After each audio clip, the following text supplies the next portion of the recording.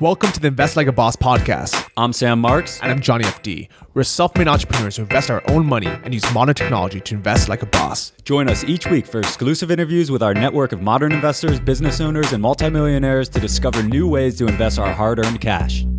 Hey guys, and welcome to episode 37 in the Invest Like a Boss podcast. I'm Johnny FD, and this is Sam Marks. Hey guys, welcome back to another great episode. How are you, Johnny? Fantastic, buddy. I'm really excited for this week's episode. It's a little bit different than the ones we normally have. Oh yes, this one's going to be awesome because I think so many people are going to be able to relate to Dr. Kenyon Meadows. He's definitely a boss. He listens to the podcast and he invests in a ton of alternative investment platforms, which I'm excited to dive into him with.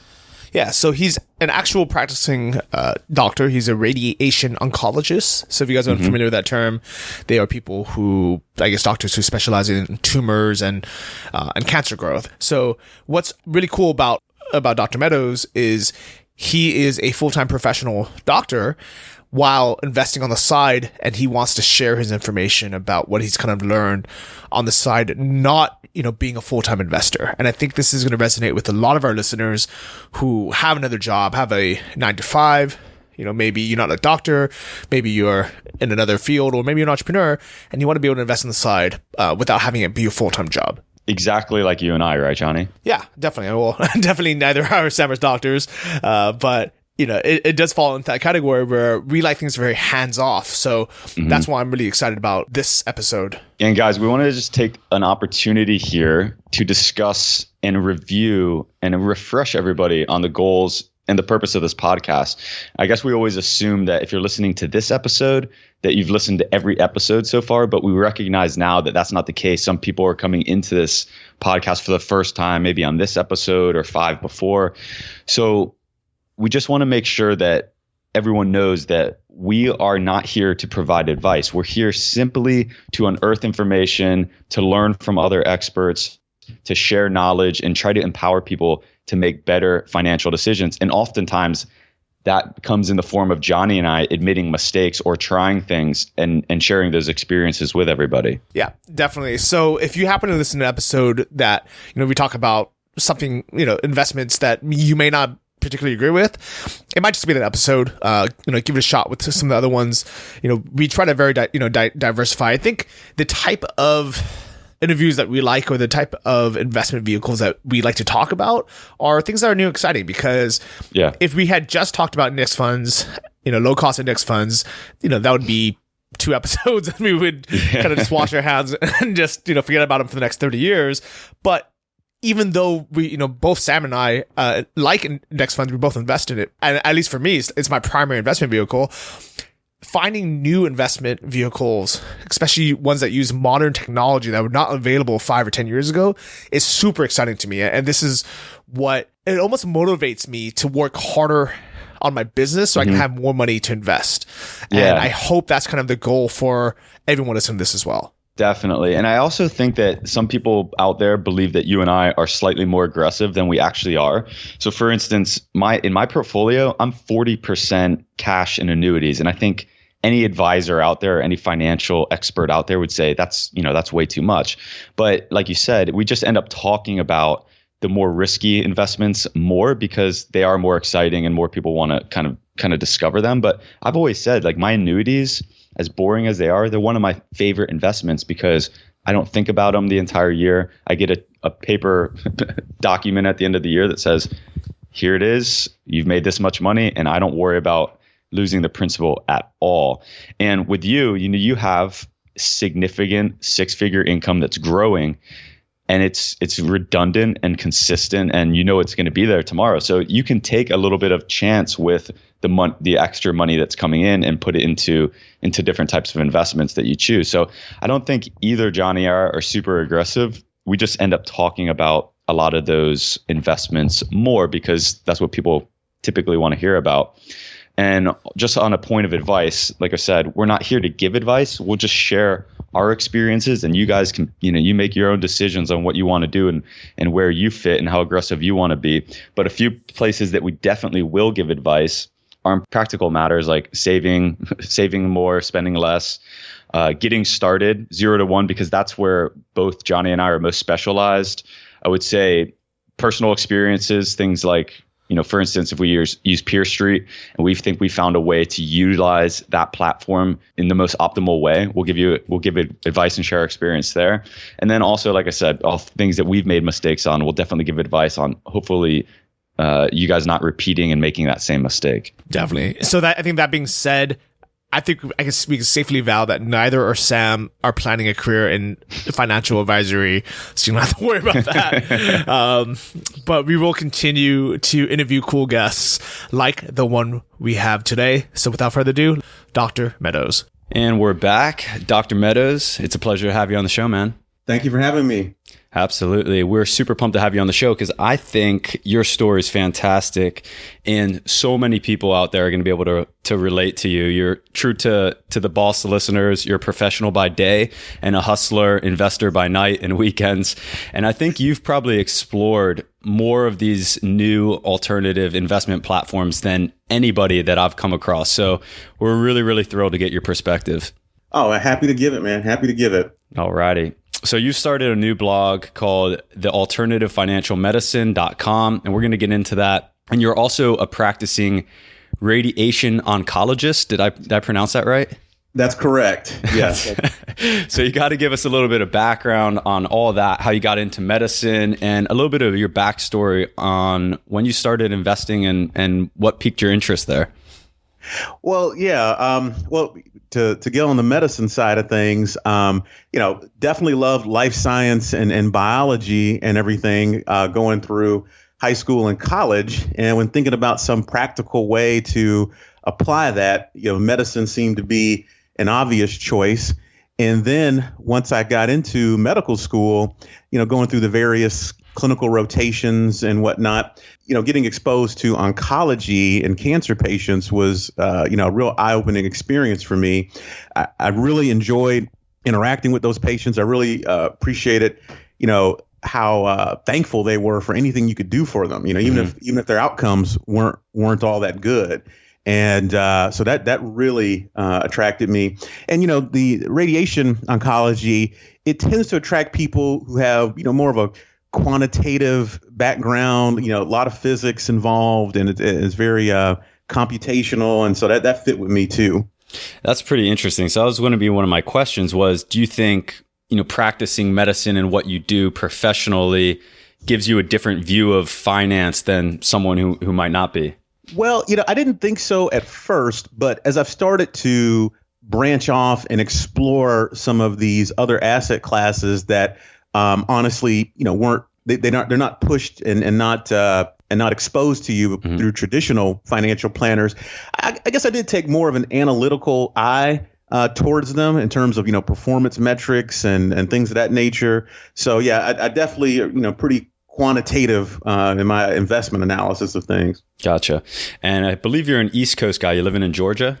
That's correct. Yes, St. Simon's Island. Yeah. And have you always lived there? And did you go to school there as well? No, I grew up actually in Ohio, Northeast Ohio, and went to school in Cleveland, Case Western Reserve, undergrad and med school. And you enjoying a little bit of the warmer weather down south, although it still gets pretty cold in Georgia for a Florida boy, for me anyways. I mean, compared to Ohio, man, this is easy. I like it. So how did you get from becoming a doctor and then starting to explore finance, and now you're taking it seems like to the next level and a lot more seriously, but take us back through a little bit of your initial kind of attempts to become an investor and start investing some of your your passive income, or not your passive income, your investable assets though. Yeah, and actually there's a tie-in to medicine with this. I think we all can remember the 2008 market downturn that we know was largely a real estate-led phenomenon, but it spilled over into the stock market. And I think the market was down about 40% at its lowest back then. And I actually ran into a colleague of mine, more of like a mentor, a gentleman that had inspired me to go into medicine as I knew his son during undergrad and med school. And it was like 2010, right? And he's in his early 70s, practicing general surgeon. And as we got to talking, he told me, he'd always been a very heavy stock market investor. Okay. Mm-hmm. And he told me that he actually had planned on retiring in December of 2008. And as you remember, the market crashed around October or so around then. And it really represented a really big hit to his portfolio. And he basically wound up having to keep working another couple of years until the market recovered sufficiently for him. And, when he shared that with me, it got me to thinking about investing in different assets that while they might, have, certain degrees of risk and whatnot, at least they wouldn't be correlated with the stock market and maybe not subject to the very, very precipitous drops that the stock market could have too. So that actually was got my mind churning a little bit on the whole alternative asset thing. So you went through the 2008 crash. Did you actually have any of your assets invested at that time? Yeah, I think up to that point, I would describe myself as maybe a fairly typical investor, meaning, had 401k and whatnot through work, and most of my disposable money, I invested in the market, and I thought a pretty diversified portfolio. Actually was pretty heavily into oil and gas too, and I was what happened there. So yes, I think I was very traditional up to that point. And what happened during that time? Were you able to kind of weather that storm and hold on to your investments, or did you sell things at the wrong time or anything like that? Yeah. Now, fortunately, with my age and everything, I'm relatively young, and so I knew that selling would be would not be very good. So I held on, and indeed, as we all can see, things have bounced back. It's taken a while for sure, and that's okay for me. But when I thought about myself, projecting myself as my older colleague, like if I was in my 60s or 70s, and maybe counting on that big nest egg, and to see it, go down like that wouldn't be cool.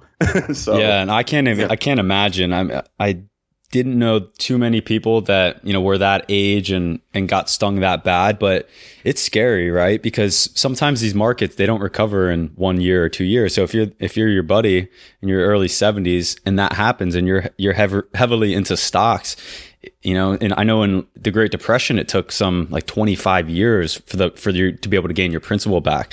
So that's pretty scary stuff. So I guess that was scary for you to see a close friend and kind of a mentor go through that experience. Exactly. So, that got me prompted to start looking at other assets. And because the alternative asset space, it's kind of fragmented, and there's and it's so varied. There really wasn't any particular person or anything like to guide me. So I just started kind of delving into things on my own, really. Yeah, in 2008, I think it was a much different environment than it is now, and because technology was still, it was there, but it was relatively young. A lot of these platforms hadn't even broken ground yet. I think a lot of them were probably in the works from a technical development standpoint, but certainly not mainstream. So, how did you start looking into these things? What was like your first step, and maybe the first thing that interests you?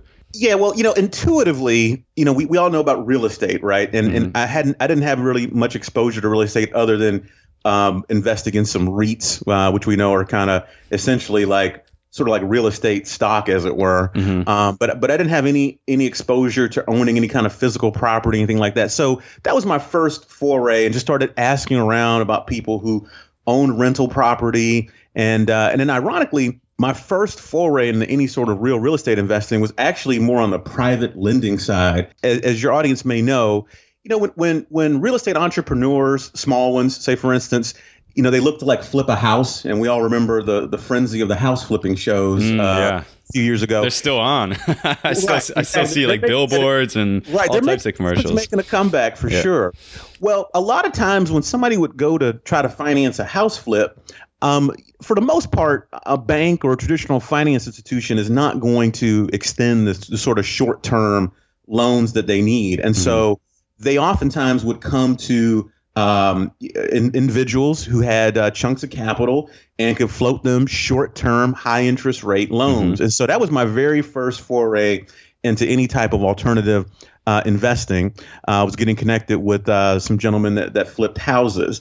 And so once I got a little taste of that and saw the returns, which could easily be, double digit type returns, and the relatively short duration, and these loans would be anywhere from 6 to 18 months. That just sort of whet my appetite for my alternative investing style going forward. And so I began to look for other opportunities that could generally fit that vein, high yield and relatively short duration and mostly debt type stuff. That's really interesting. So how did that initially happen? Was that a local broker that you were dealing with, or was it somehow over the internet or enabled by technology? Yeah, definitely started in the offline world, because, like as you said, at that time, a lot of the technology platforms that allow you to do this stuff online weren't there. And so, in terms of how the private lending works in the offline world, it's very much a networking thing. I went to my first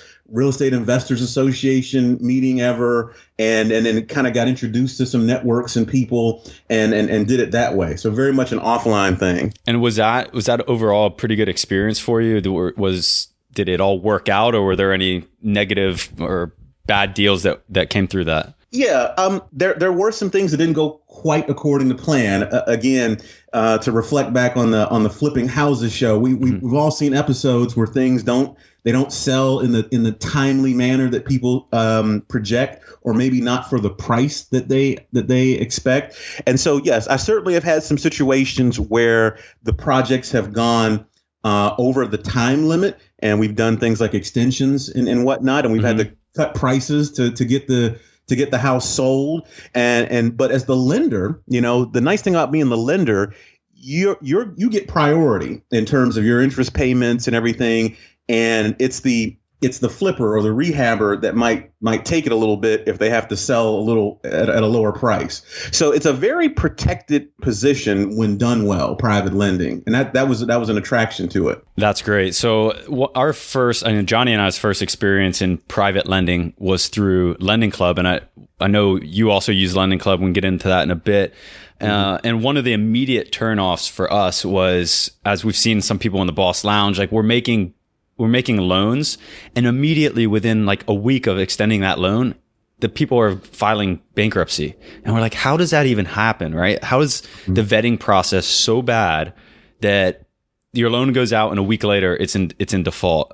Something seems wrong there. So, and then only recently since then we've got into secured lending, which, via Peer Street and other platforms. So it sounds like what you were doing was secured, and that was all enabled offline. So I imagine, how did you even come across that contract? Did you have to have an attorney look it over? How did you make sure that property was actually secured, or your loan was actually secured by that property? Right. The first time through, you definitely want to assemble your team, which certainly includes an attorney to look things over. So, when you think about it, you're essentially acting as a bank for this rehabber or flipper. And so what you want to make sure is that the property that you're acquiring, number one, it has a clean title, and you want to be in what they call first position, meaning you have the first lien on that property in case you need to take it back or repossess it. Okay. And you have to have all that spelled out. And then the other thing, too, is you want to make sure that you're also protected from an insurance perspective. In the off chance during the time it's getting rehabbed, there could be a fire or natural disaster. Somebody working in there could get hurt. So you want to be insured for both liability and fire and that kind of thing. And so, so it's a little bit of a checklist.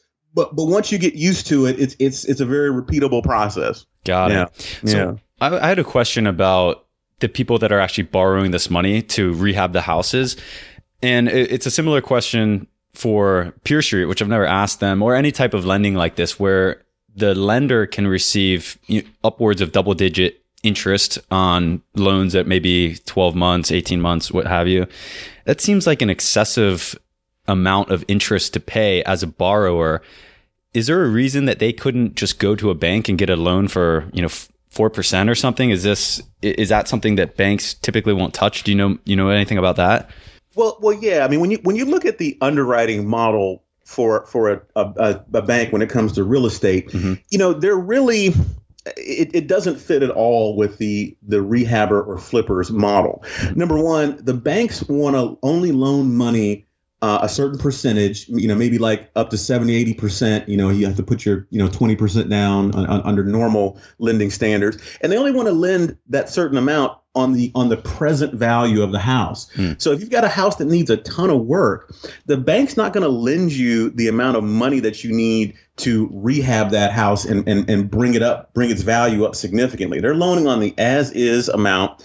And yes, they're looking to loan to owner occupants who are going to, reside in that house, because they view that as that's a lower risk situation than loaning it to a flipper who's not going to live in the house, and it's just an investment for them. And so it's a higher risk thing than the banks typically want to do. Gotcha. Because the banks, even though it's secured, they just don't want the hassle of having to take over that house, sell it, get their money back, right? Right. And, and that also speaks, when you talk about the interest rates that are paid, like I said, double digits are easy. 10%, 12% I've earned easily.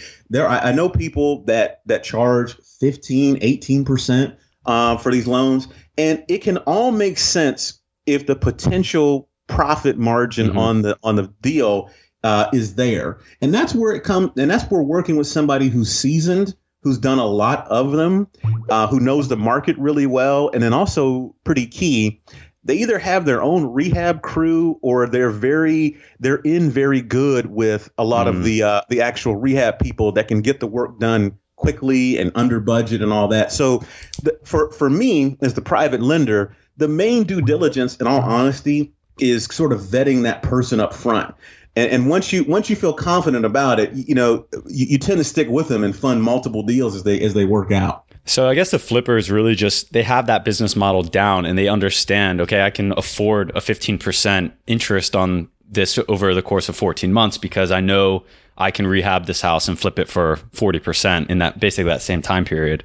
Exactly. Now, the reason we got into so much trouble back in 2008, with the banks being so easy with credit for people to buy homes, for a while there was this steady stream of people to buy these inflated homes on the back end, and it induced a lot of sort of weekend warrior type flipper people who got into it. But it was so easy because the prices just kept going up, so it was easy. But the real pros, they can make money when in a down market or sideways market, Dr. Meadows, I'm almost getting nervous because I'm thinking about just in the last couple of weeks how many commercials I've seen from TV, radio, billboards, all in the South Florida area for flipping homes, seminars, courses. Like it almost. And the last time I can remember seeing that was probably 2006, 2007. Like building up to the crash, right? It almost seems like it could be an indicator. Well, right. I saw an article, I believe it was either in New York Times or Wall Street Journal last week, where they talked about that flipping levels are approaching sort of the 2006, 7-ish levels. So it's certainly heating up. Wow. And that's something to keep in mind for sure. Very interesting. And I got to go backwards for a second because I thought you had mentioned before that you had invested in Puerto Rican bonds back in the day. Oh, well, yeah. That's jumping back to part of my stock market portfolio. Downfall, as it were. Bonds, as is pitched to us, are relatively safe. And when you look, certainly historically and over time, and the percentages that really fail, it is really, really small. But yeah, I just happened to have bought some Puerto Rican bonds, and they went down on about half in value in terms of their face value, and they may default or may have defaulted. I used to see several articles about that, and I just stopped looking because it depressed me. So I'm not sure what happened. So you still own those? Yeah, I do. Man, I don't like bonds are like they're just so unstraightforward to me. But I guess the only reason a bond would fall half in face value is because of the default risk, right?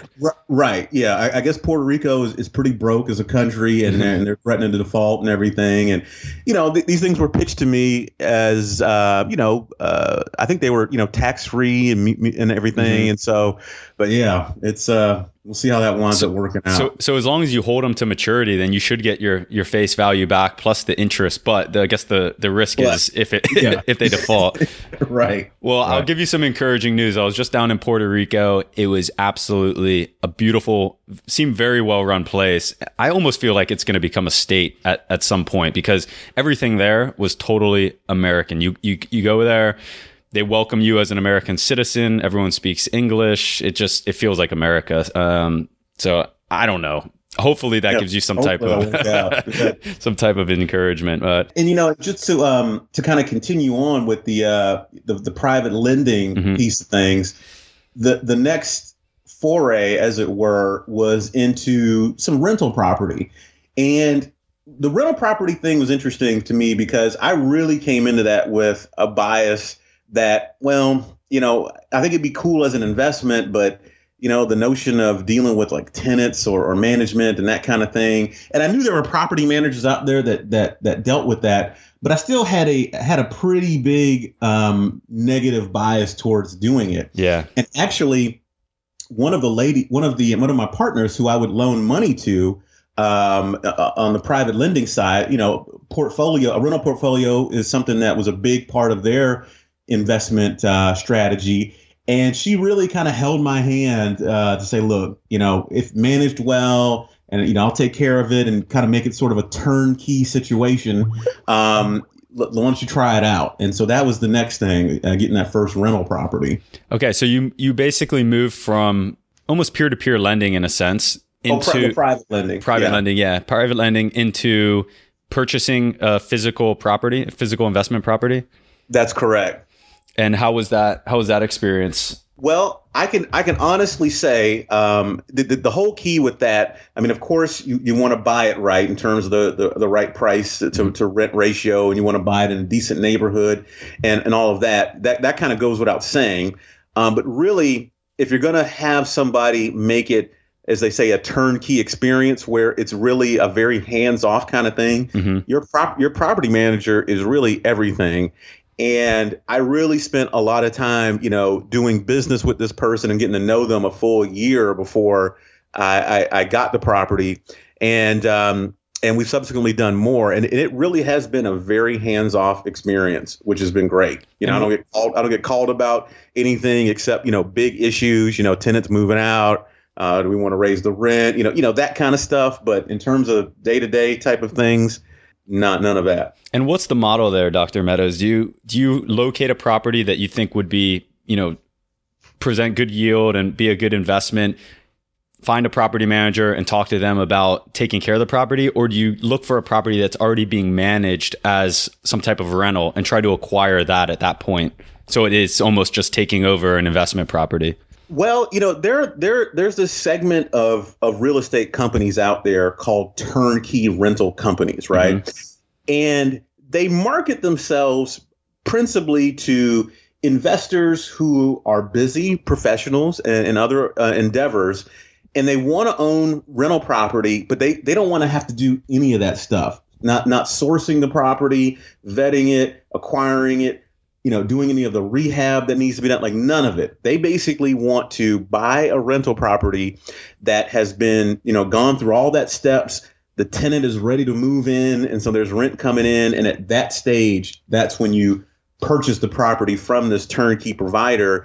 And most of the good ones will also provide ongoing management for you. So that's the route that I went. And it's been such a good overall experience and investment and everything that I actually have written an ebook about it. That's actually a sample chapter from my book on the turnkey rental process, because I've really been pleased with that. That's great. You'll have to share that with us so we can include it in the show notes for all the listeners. Yeah. So what do you look for in terms of when you're finding these properties? Do you look for a certain yield, and do you target a certain type of location, or is it all just kind of opportunistic? Yeah, most of the providers, they will have a specific type of niche property that they're used to acquiring and used to managing. Some of them are, a few turnkey providers, do more high end stuff. Some do lower end, and I've kind of targeted what I consider to be kind of modestly priced single family homes in working class neighborhoods. amongst real estate investors, they have this, A, B, C, D, F category of neighborhoods. And they say you want to aim for B level neighborhoods. Those are the best, a nice mixture of rentals and property owners, middle class folks, good to decent schools, that kind of thing. So I certainly aim for that.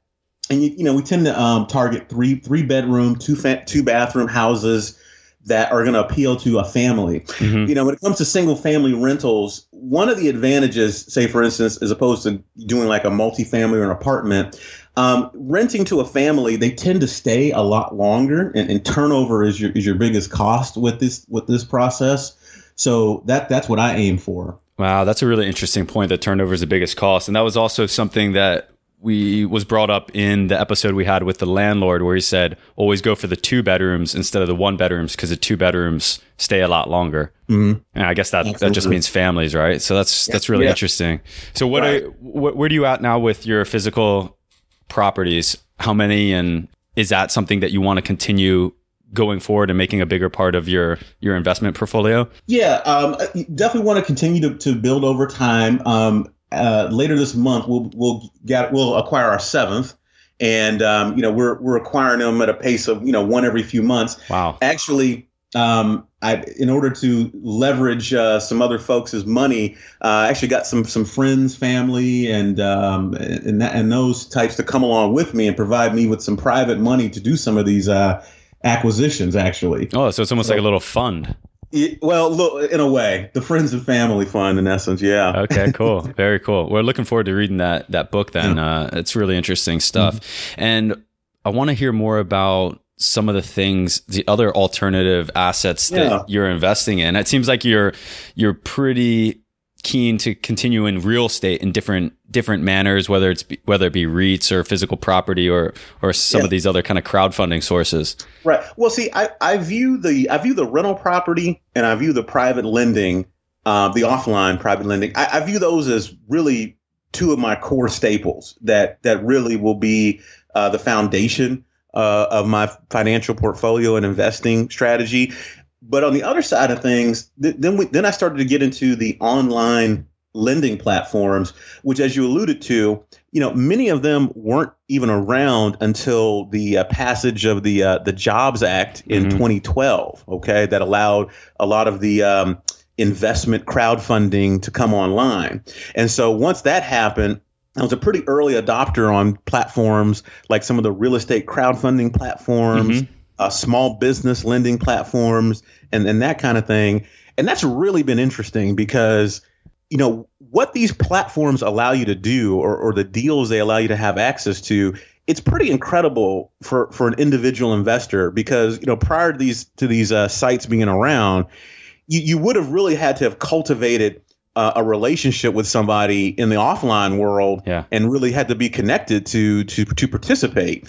And the fact that you can just, log on and invest relatively small sums of money in some of these deals for high yield, short duration is just right down my alley. And do you have a preference now versus, you mentioned the offline versus the online private lending? Do you have a preference, or how do you balance it? Well, with the online thing, ultimately, there's certainly a degree of less control. Mm-hmm. You're really counting on the underwriting and due diligence of the platform. And so I always think that it's going to be the amount of money that I think is appropriate to do that with. It should be much smaller as a percentage of your overall portfolio. But in terms of the convenience and everything, I love it. Yeah, I love it. Yeah. So you think with like the offline, you mentioned you believe it's a little bit safer, you have a little bit more control. Do you think that's largely because you can cultivate more of a relationship with somebody locally? Absolutely. Absolutely. Yeah. Cool. So what platforms are you using now? I'm very interested to hear. Well, in the real estate crowdfunding space, Realty Shares is probably the one that I have the most involvement on, and then some of the other big ones that have been around, about since 2012, places like Patch of Land and Realty Mogul. Mm-hmm. Those are 3 of the bigger real estate crowdfunding platforms, and besides offering the same sort of short-term debt opportunities like I do on the offline, some of them offer actual equity where you could actually buy a little fractional piece of a building and be a part owner. And so that's kind of unique. Now I haven't delved much into that because that's a much longer term commitment. Mm-hmm. But the fact that it's there again is just represents an incredible opportunity for more people to get a piece of that asset class. So the equity investments, let's say through any of these platforms, I guess they're slightly more risky than the debt. Is that correct? Well, in general speaking, they say it's less risky to be in a first lien position or have that first mortgage on a property. Like you're in a safer position because you have the first claim on that. So yeah, I think in general, debt is considered safer. Equity or partial ownership is considered more risky, but at the same token, you get to share in more of the upside in terms of like if the building appreciates and things of that nature. And there's some tax advantages too to whatever distribution or money comes off of that equity ownership. It's a more tax advantaged return. So there's certainly some advantages there.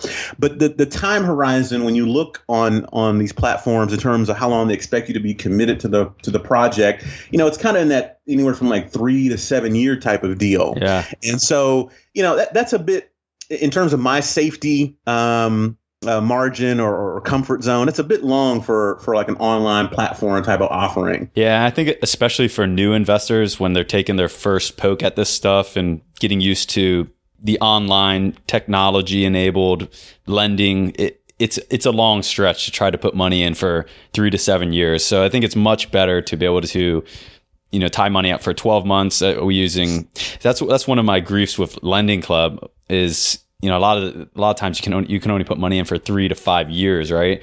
Compared to something like Peer Street, a lot of my loans on Peer Street are like 9 months. Right. So you always have money coming due. Mm-hmm, mm-hmm. And of course, the other nice thing about these platforms too is, you're just a fractional participant on the loan amount. So if a rehabber needs $100,000, if you're gonna finance him in the offline world, somebody's going to come up with that $100,000, and that's a big nut to crack for an individual investor. Mm-hmm. Whereas on the platforms, the crowdfunding platforms, you might be able to put in 1,000, so and just take a little piece of it, but still get that same high yield. Good point. So in the offline lending that you do, are you often the sole backer or sole lender? Or are you able to also kind of do that with multiple people? Well, yeah, I've done both. I've done the full funding. And then I've also partnered with people to do like a half or something like that. Mm-hmm. So you can get creative in the offline world too, but it's just generally 1 or 2 people when you're talking about on a single family house flip, say for instance. Cool. All right. So you mentioned Realty Shares, Patch of Land, which I've not heard of. I'll check that out. And Realty Mogul. Are they all pretty much the same? Has your experience with them been generally the same? Do you have a preference in any of those? Yeah, I would say they're all industry leaders. As you know, there's been a lot more platforms that have proliferated over the years. These guys have been around for about as long as you've been able to be around, tail end of 2012, early 2013. So they have a track record. I don't have I think those are all very good platforms. You can't go wrong either way. Realty Shares is kind of the most diverse in terms of having debt and equity. Patch of Land, I believe still they're strictly a debt platform. Okay. And so that's really good for me. So I know every single offering they put up there is going to debt. And then Realty Mogul, mixture of debt and equity, and they have relatively larger investment minimums on there. Mm-hmm. Whereas the other sites, you can do more like 5,000 or below. Realty Mogul tends to be more like 15 or 20,000 for a minimum. Mm-hmm. So that's something that's a little different about them. So Dr. Meadows, you're a very busy guy. You're a doctor by day. Does this stuff take a lot of time? Do you have any type of way to automate or mechanize it so that, it doesn't absorb all of your nights and weekends and finding new deals? Well, unfortunately, at this point, things are running pretty smooth, but it took a lot of time up front to learn about this. Mm-hmm. So I thank God for podcasts, because that was a nice way to absorb in some of this stuff. If I had to point to another, very good resource for people in terms of learning about some of the lending platforms specifically, there's a conference called the Lend It Conference, and there's a website called Lend Academy, and it's run by this gentleman named Peter Renton. And it is the Cadillac, meeting of online lending platforms.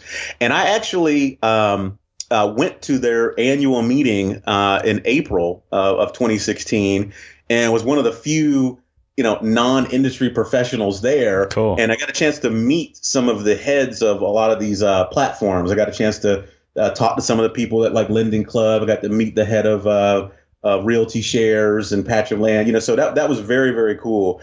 But yeah, it took a long time on the front end in terms of learning about them to get comfortable. And now that I've been doing it a little bit, it's much easier. So you've been doing this for quite a bit of time. You've, I guess, invested in several different deals. Have you ever had any go sour or become problematic? Yeah, I have. There's actually two crowdfunding platform deals that are in the process of being worked out. So, when you have the first lien position and a lender on a property, if the person basically can't do what they say they're going to do, either sell it or refinance or do what they need to do to get your money back, you have the legal right to foreclose and take that property back and then liquidate it to get your original money back. And so that's one of the values that the platform brings. So on a couple of different platforms that's happening. And just to put it in perspective, I've probably done about maybe 35 real estate crowdfunding deals over the years. And we've had and these are two that are looking like they're going to go through the foreclosure process. And, we get updates from the platforms. They're keeping us informed, and they feel confident that that we'll get our original capital back, and we've been getting interest payments, for the length of the loan too. So in terms of having something go totally bad where I lose some principal or some capital, not yet, but there are a couple of deals that are going through the foreclosure process. Cool. So that's basically 2 of 30. And yeah, you have to keep us updated on how that goes. I guess it's up to the platform to take control of that entire process, right? So yeah, see, the platforms. So while you might make maybe 10 or 11% on a short-term loan or something like that, they're going to charge the real estate entrepreneur, and they call them sponsors on these platforms. They're going to charge the sponsor, typically maybe like 1% or so of the deal that the platform is going to keep, and their job, and that's their money for curating the deal, doing due diligence, and doing all the back office stuff in terms of accounting and being able to use a nice slick interface online to make these investments. But also one of the values they bring is that, when things go bad, they've got the lawyers, they've got the legal team, and they got to go through the foreclosure process and get your money back. Yeah. And hopefully they have the relationship with the sponsor to try to make it a seamless process and not a nasty one, right? Right. Exactly. So what actually happens in the case, in the case of one of these defaults? I guess it's the sponsor who is borrowing the money to rehab, let's just say rehab a house. They borrow the money, they rehab the house. Maybe they can't rent it or they can't flip it. And then they don't have the cash to continue paying the interest on, or they don't have the principal. They don't have the cash to pay back the principal and the interest or one of the two. Exactly. So I know in the one deal, one of the planned exits was for somebody else to refinance this person out at the end of the crowdfunding loan. And then that person or institution basically fell through. And you're right. So now the platform essentially is going to take it back and sell it. And that's one of the key things with private lending, right? Whatever the proposed value of that house is, they call it the after repair value. You always want to leave a nice cushion in there where you don't want to loan money all the way up to whatever that value is. You actually, a typical amount would be to loan to maybe 65 or 70% of that value.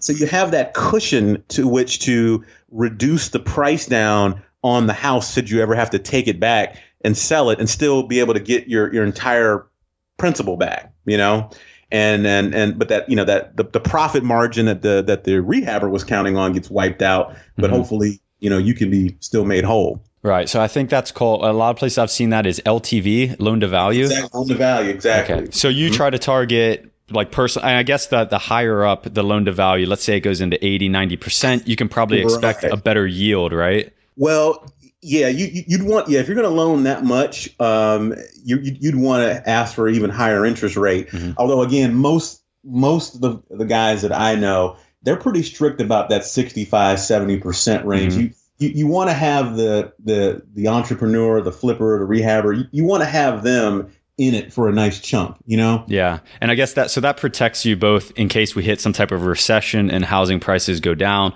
or it's that buffer that if you need to get rid of the house to liquidate it and get the lender's money back, you can sell it a little bit under market value and be able to still get all the principal out of it. Exactly. Got it. So, so the real estate crowdfunding's been great. A category that doesn't seem to get as much, quite as much play is the business lending. Okay, and I'll just tell you, the yields in there can be comparable or even a little bit higher than a private real estate loan. It is not unheard of to be in the 15, 18, even 20% range, loaning money to established small businesses, and I emphasize that term, established. There are basically, community banks and whatnot. They've really cut back on the amount of lending that they're doing to small businesses. One of the things that happened as a result of the mortgage crisis, a lot of smaller banks went under that were a lot of the primary funders to small business. And there's a whole group of these online platforms that have stepped up into that space and are providing short-term, high-interest loans to established businesses too, that allow investors like myself to participate in.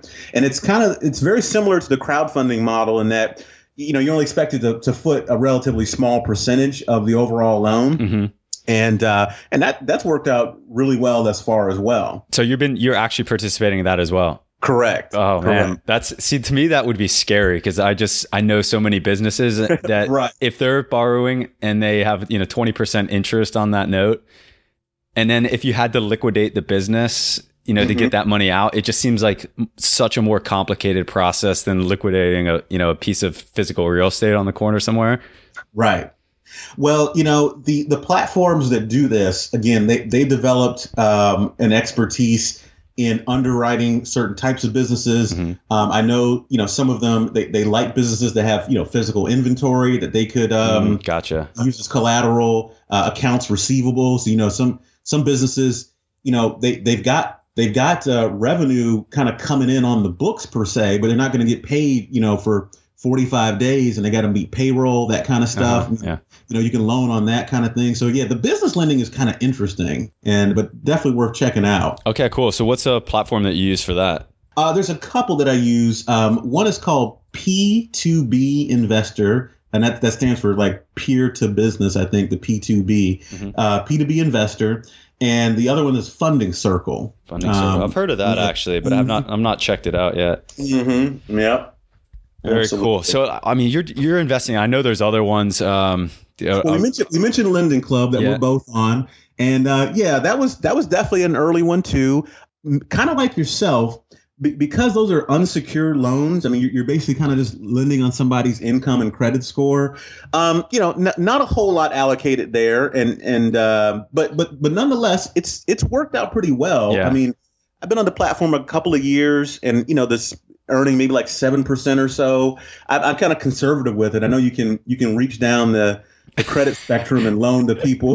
That's what Johnny did. Johnny did all F grade notes. He was like, this is just gonna be my experience. And it started off, his whatever, I forget what they call the score or whatever your projected income is gonna be. It started off at like 16% he was making, and it's just it's completely slipped. It's down under 5.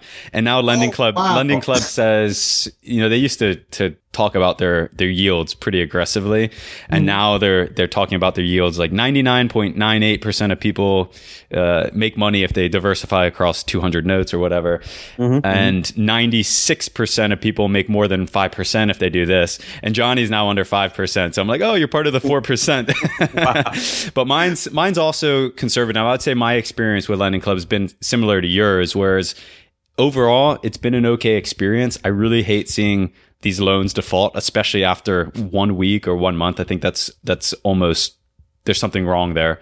But if the loans hold up, I would say it's an okay experience. My big concern is if we hit a bad patch in the economy, a lot of these things could just, they could just go into default, really quickly.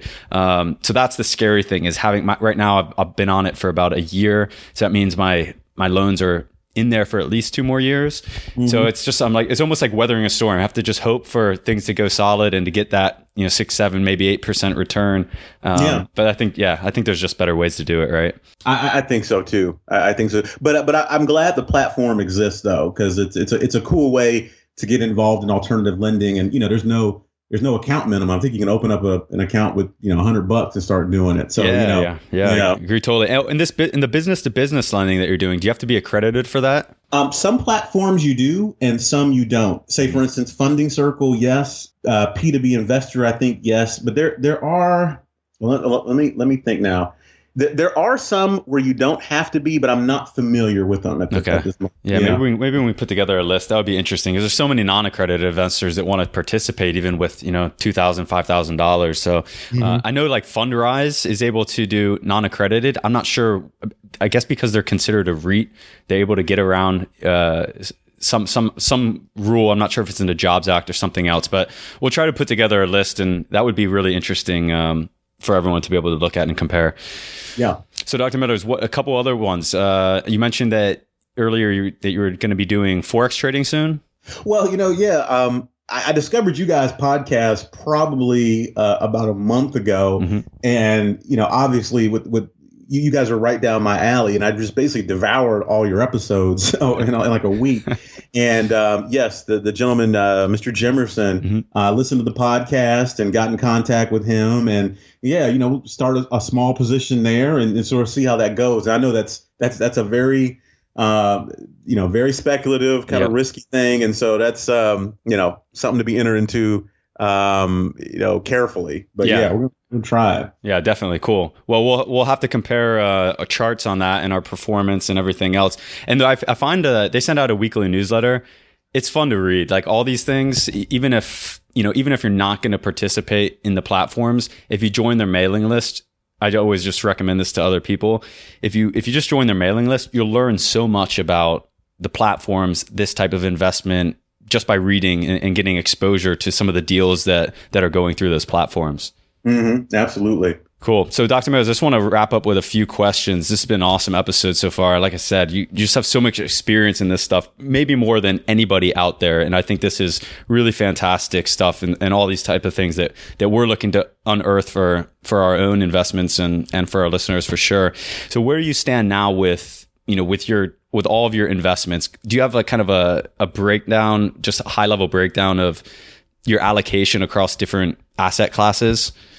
Well, I would easily say, somewhere like 60 to 70% of it is actually between the physical property and the offline private lending. As I said, that's kind of the foundation of things. And the rest of it, the other sort of 30% or so, would roughly be represented with, probably about 10% still like traditional equities, kind of a holdover from before. Coming back. Yeah, and then that last 20% would be some of the the specialty online lending platforms. And with that specialty stuff, do you really like that as an investment, or are you doing a lot of it just for the experience and the know-how and kind of discovery mode? Well, I think it started off that way. And again, the relatively modest amounts of money that you could start off doing it with, that was certainly provided a level of comfort to try it out. And as with anything, over time, you get more comfortable with it. And I continue to learn about the business models, what's happening in the world of alternative lending and whatnot. So just get more comfortable over time. So I do think that they will be a staple going forward, because I really think, and this is kind of looking further down the road. I think people that are younger than us, Sam, the millennials coming up and this and that, I think this is going to be common stuff for them eventually. Some of these platforms really mature and get really big and kind of break through into kind of popular consciousness. I think a lot more people will be doing this down the road. I do agree totally. It's I think almost to a scary level because the millennials are so used to just being on the internet all day and playing with a keyboard and mouse. Whereas the baby boomers, I can't get my parents to put money into robo advisories or any of these things. Not that I would necessarily advise them to, but they just don't trust it. They want the brick and mortar. They want to go sign a piece of paper and shake a hand with somebody and have that, that relationship in place. And I totally understand it. That's their generation and how they've been, used to doing things. But there's a lot of opportunities for these platforms to grow and give access to great deals that people wouldn't normally have access to, right? Mm-hmm. So with that, what are your 2017 plans for investing? Do you have anything new on the horizon that you're looking forward to doing? In terms of new stuff, no, I think I'm going to continue to do what I'm doing. The Forex position that represents definitely something different and off the beaten path. The biggest initiative of this year is actually I've written a book, basically chronicling my journey into this and started a blog myself. And so that kind of nurturing that and trying to get some visitors there and that kind of thing. That's a big push in 2017. And what's the name of the book? The name of the book's called Alternative Financial Medicine. Okay. And that's the name of the blog too. Yeah. .com, right? Mm-hmm. Cool. That's correct. Cool. Well, we'll have to share maybe a sample chapter or definitely whatever we can do on the show notes, and we'll push people through that. That stuff's really interesting. And one last question. It seems like you like real estate in all different forms, right? You like getting that kind of monthly check or that quarterly check. You said you were invested in REITs, you're doing the crowdfunding stuff, you own physical properties. Do you like your current allocation there, or is there something that you're trying to push more into in one of those? No, I think when it's all said and done, the physical property ownership, I think you can't beat it in terms of control, tax advantage, safety throughout a host of financial conditions in the bigger economy. And I think that's why so many folks have built wealth through that physical ownership of property. It's just I think when you look at all the different dimensions of it, it's the best thing. So that ultimately, like when it's all kind of said and done, and done with medicine and done sort of hustling and investment, I hope to have a portfolio of income property that is going to be the thing that's going to sustain me in terms of like retirement and that. And it's legacy too, right? It's something that absolutely. Can go down from generation to generation with ease and pride, I would say. Yes. And do you want to continue working in medicine for a long time, or do you see yourself becoming more of a full-time finance guy? Well, I love medicine. I love the patients and everything. So yeah, I envision this investing as just it's just a way to have taken a level of responsibility and trying to get my financial literacy up and taking control of things. But ultimately, it's a big passion project. Medicine is still the number one priority. Mm-hmm. So yeah, that's what I envision. Great stuff. So Dr. Meadows, I think that's a wrap. We really appreciate you coming on. Guys, we'll leave links to all of Dr. Meadows' new financial asset links, show notes, all types of cool things that he's working on with his blog, his book, and Dr. Meadows, please keep us posted on a lot of the new stuff that you're doing. Very exciting stuff and amazing knowledge base and experience that you have. All right. Thank you for having me on, Sam. We'll see you later. Man, I really enjoyed that episode. Thank you so much, Dr. Meadows, for coming on and taking time out of your busy doctor schedule to kind of share that knowledge with us. I learned a ton from this episode also. It's funny because I keep on these episodes that have a lot of value bombs. I continue finding myself during the recording writing down notes, and then I'm like, oh, I forgot I can listen to this 1,000 times.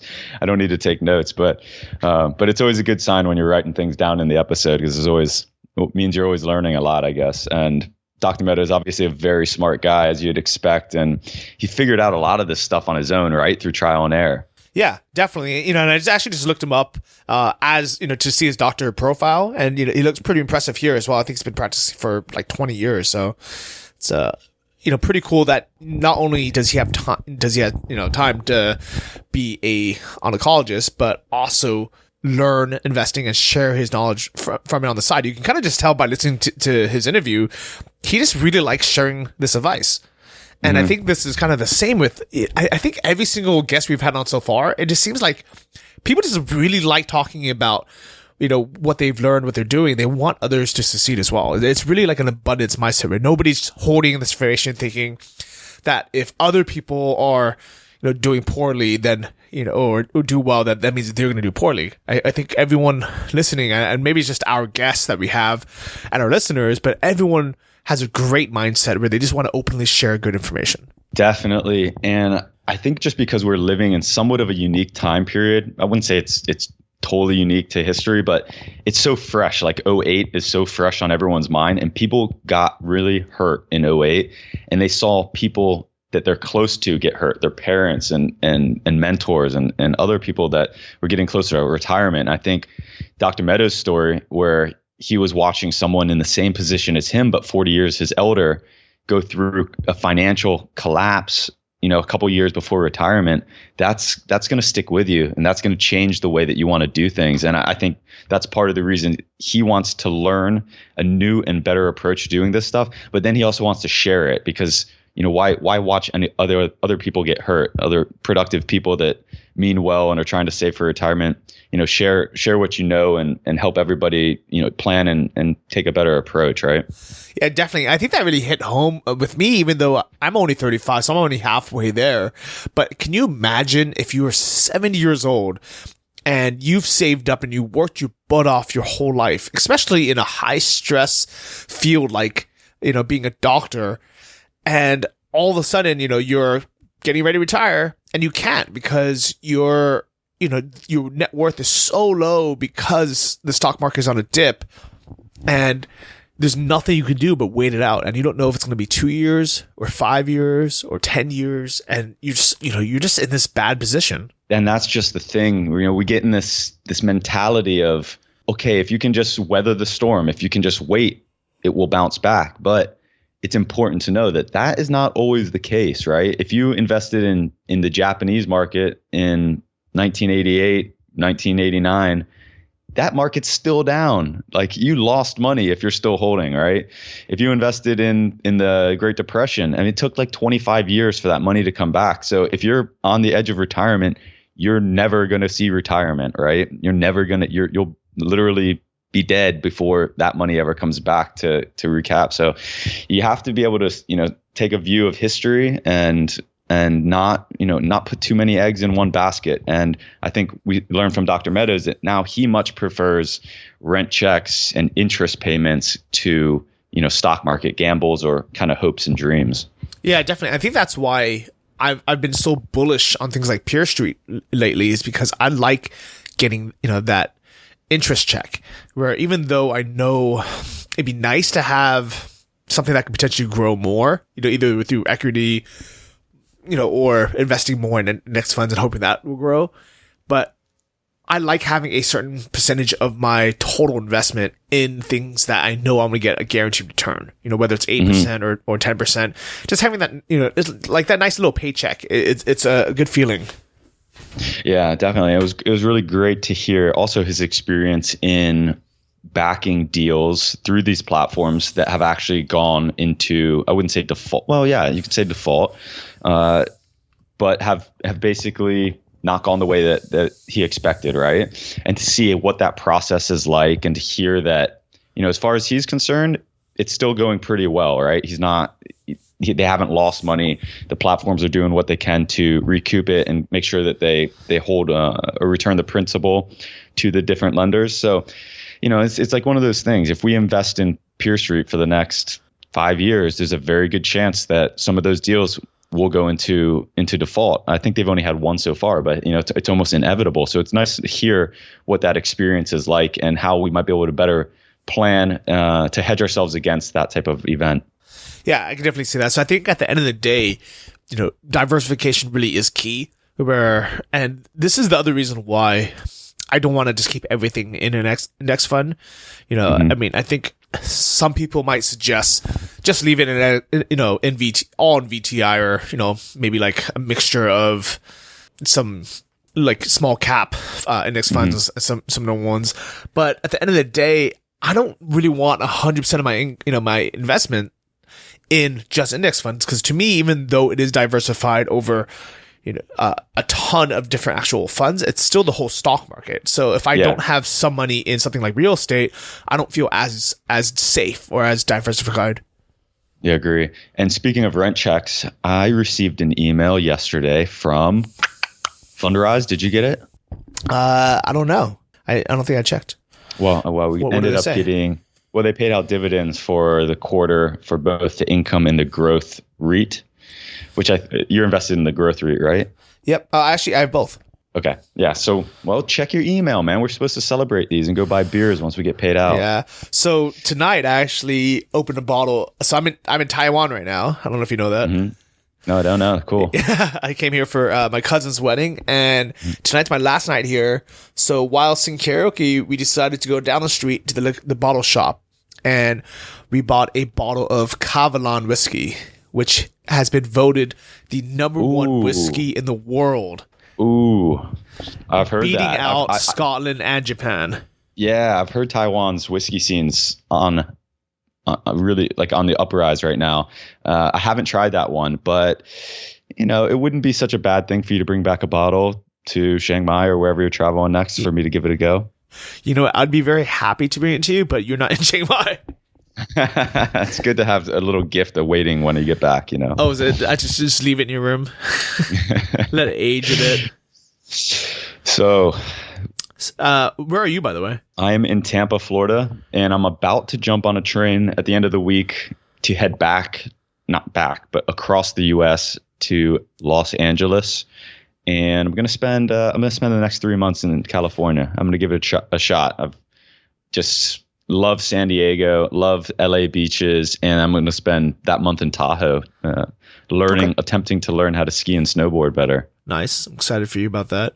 I'm still kind of up in the air about where I'm going to be next. I want to learn how to ski, but my buddy Chris, who I'm traveling with, is currently selling his business, and he has the issue where the business is worth too much money, which is actually kind of a funny situation to be in. But it turns out that if your business is worth, because it's a dropshipping store, so mine sold for $60,000, which is relatively easy because not that everyone has 60 grand, but it's something that somebody can just say, all right, I'll buy that. But his is valued at 300 grand, which means there are very few people who can actually afford it, and they want to do a ton of due diligence. So yeah, that's a huge headache for him.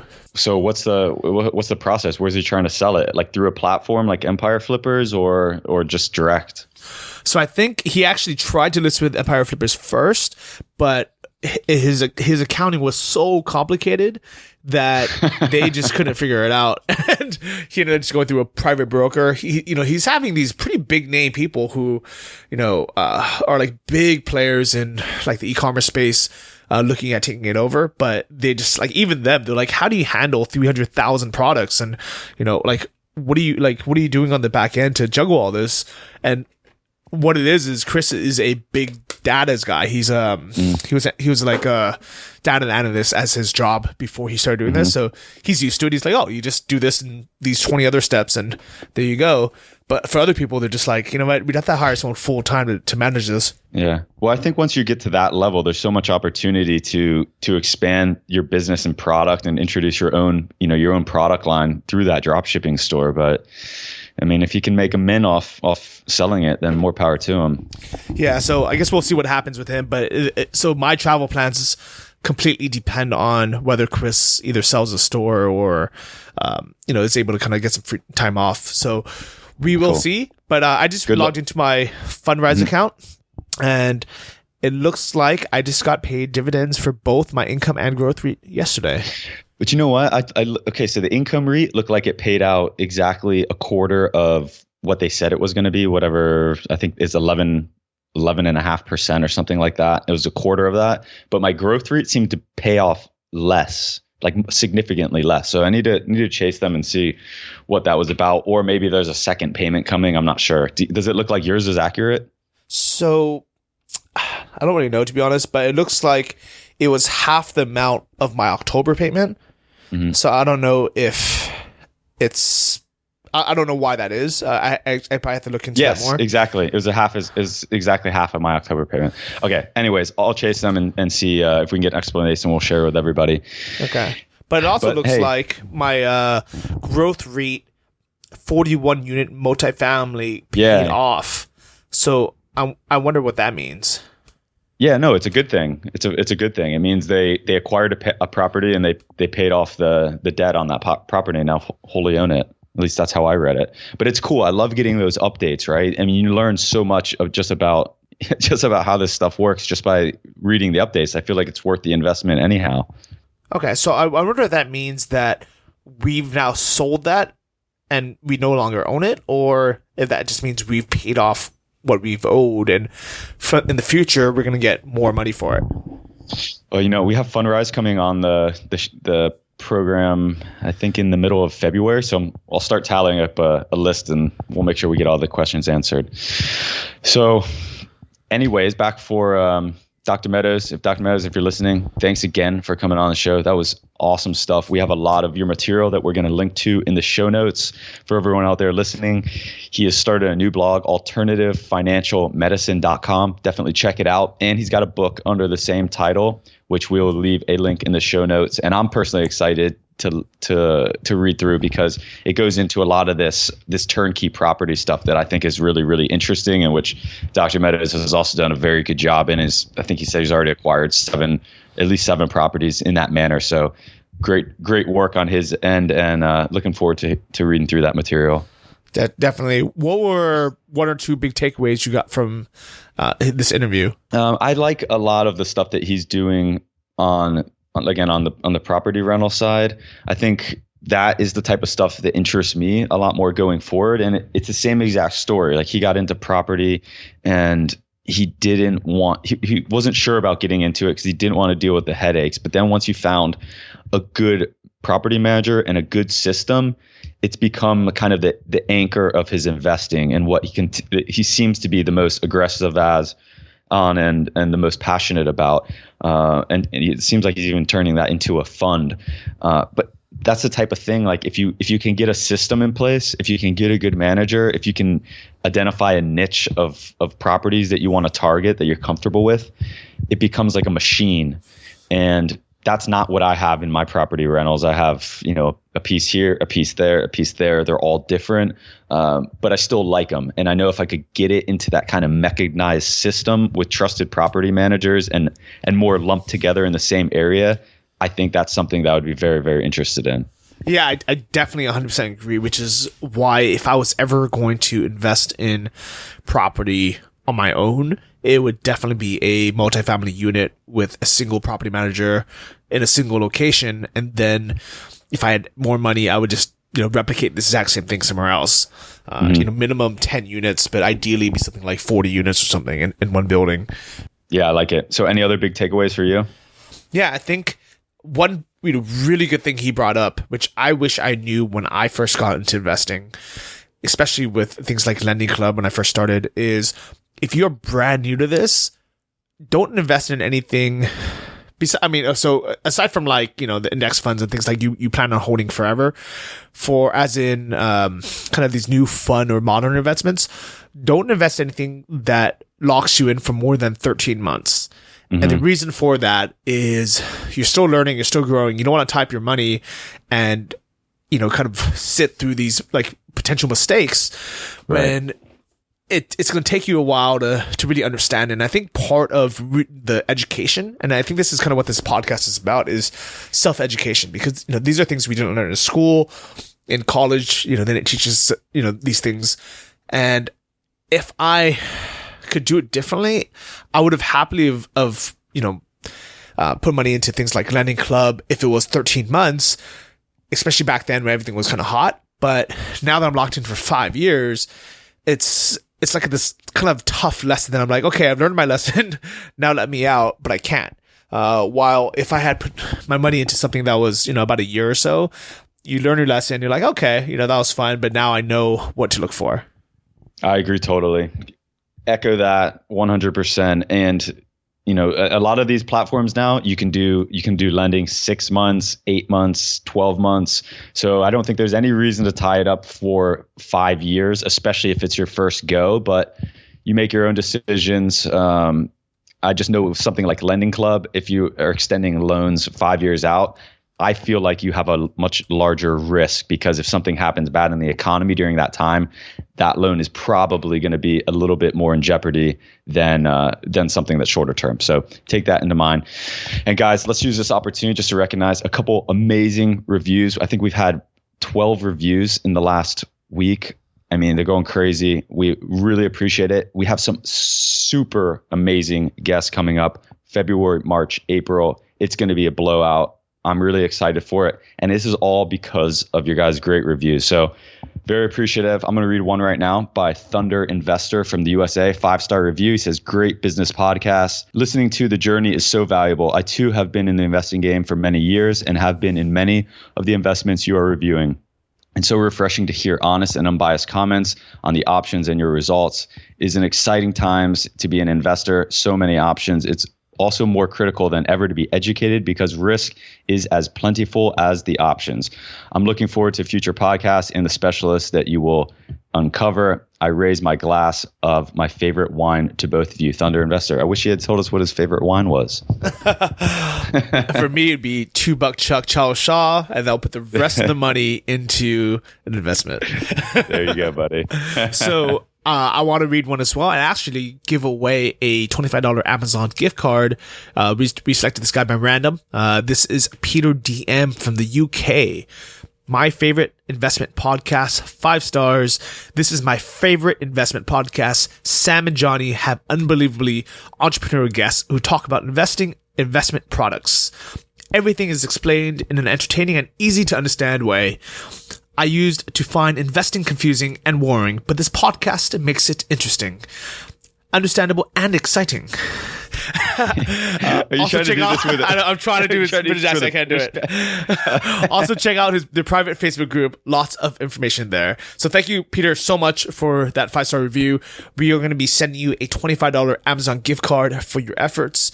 And if you guys want to enter to win, just take a screenshot of your review and send it in to invest. Is it hello at Invest Like a Boss? Info at investlikeaboss.com. Or if you want to follow the instructions, just go to investlikeaboss.com, click on bonus, and you'll have the instructions there. All right, guys. I hope you enjoyed this week's episode, and we'll catch you next week with a fresh one. All right. See ya. Thanks for listening to the Invest Like a Boss podcast. Join our mailing list at investlikeaboss.com to get exclusive access to our insider investment portfolios and our private members forum. If you enjoyed this episode, please subscribe on iTunes or your favorite podcast app. Tell your friends and leave us a review in the iTunes store. It helps more than you know. See you guys next week.